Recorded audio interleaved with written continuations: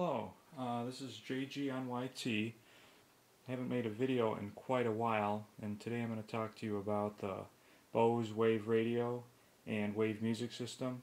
The difference between the two is the radio does not have the CD player, and that's the one I have right here. I have it on top of a CD carousel changer that I got for free. All the inputs and stuff are on the back of the radio, which I'll show you a little bit closer.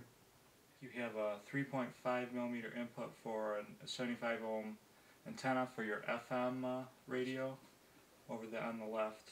Then you have a Bose Link Bluetooth adapter port, and then you have a 3.5mm auxiliary input, and then you also have a headphone jack right there.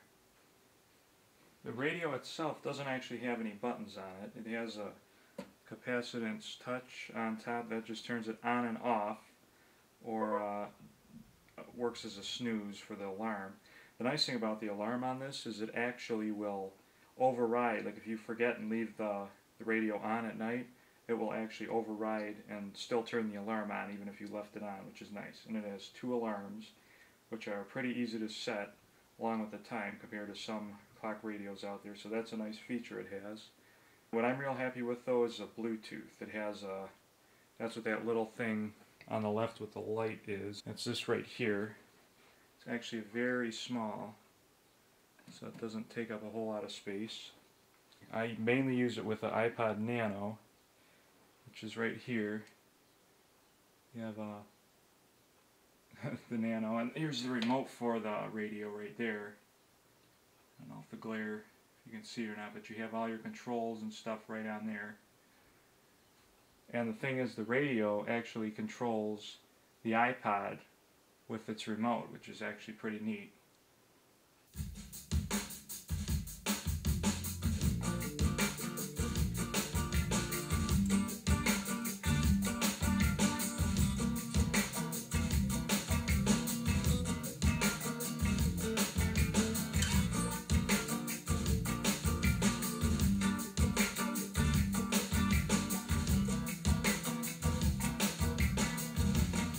Like I said, that's controlling the iPod wirelessly, and the iPod can be around 50 feet away and it actually will still control it. And the sound, I would say close to 95% of the sound quality of a CD or a direct line in, which is, I was really surprised.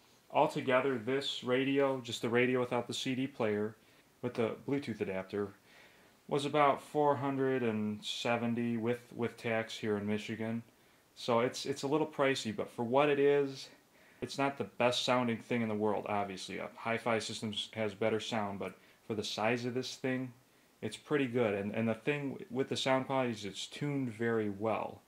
It doesn't have that plasticky distortion. You can turn it up really loud, and it doesn't really distort even with good bass. You just heard that. That was directly from the iPod through the Bluetooth, which sounds pretty good.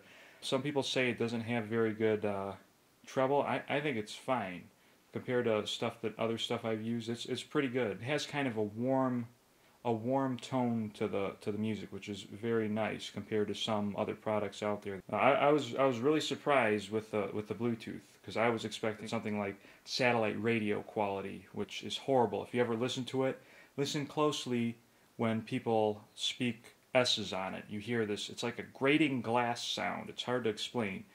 The best thing is with my laptop. A lot of laptops have just piece of crap speakers in them. The nice thing about this is right when you turn your laptop on, turn that on and turn this on, it automatically connects. There's a close-up for you of the remote next to the Nano. The remote's about the size of a credit card, maybe a tiny bit taller. The 5 button, you hold that down, that's how you pair it to a Bluetooth device.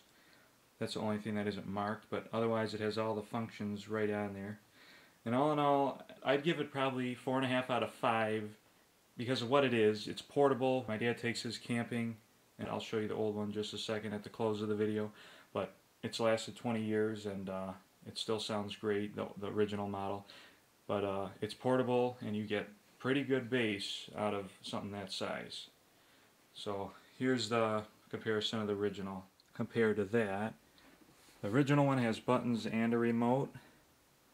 and it's not as deep from front to back. This one's a little bit deeper, but that explains probably why it has extra lower end sound. But all in all, I'm pretty happy with it for 30 bucks a month.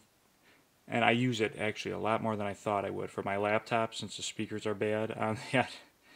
And I use it for my iPod a lot, which I have a Bluetooth.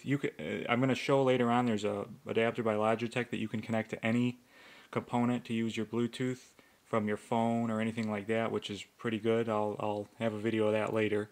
But all in all, aside from the cost, I think it is a little overpriced, but otherwise I think it's pretty good. It's pretty good radio. So if you're looking into it, I'd say probably won't be disappointed. It's just the cost is really kind of the only drawback to it. But otherwise, I've been pretty happy with it. So this is JGNYT, and thanks for watching, and look for more, because I plan on making videos kind of regularly from here on out.